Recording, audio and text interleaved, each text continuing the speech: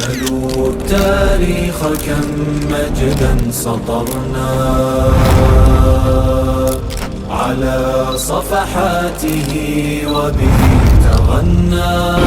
الحمد لله کدش یو سمینار کې و در اوایل جا دارد که از نهاد کلمات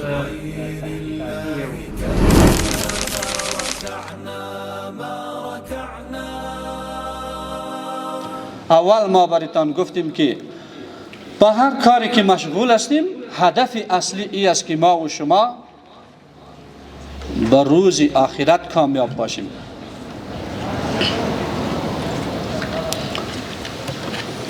الله متعال در همین آیه جزئی آیه که به حضور شما تلاوت شد می فرماید وابتغ فیما آتاک الله الدار الاخره.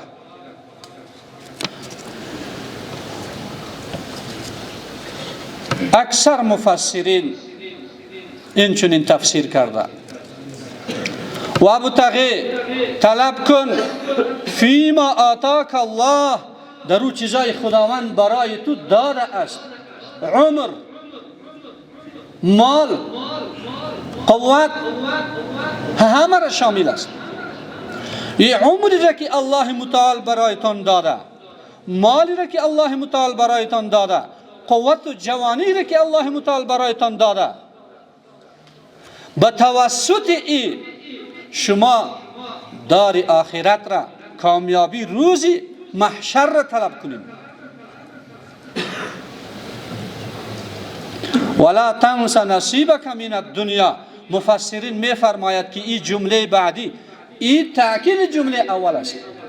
فراموش نکو حصه و سهم خود را از دنیا که این به خاطر به دست آوردن کامیابی آخرت برای شما داده شده.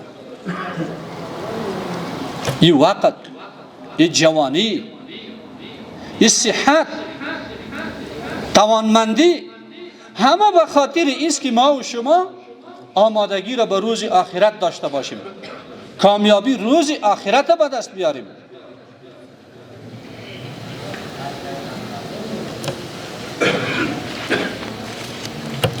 به هر حال برادران، الله متعال همه ما و شما را از تربیه اسلامی کما حقه مستفید بفرماید و همه ما و شما را الله متعال مزین بسازه به تربیه اسلامی. تهاب الأسد وطأتنا لأننا لغير الله كلا ما ركعنا.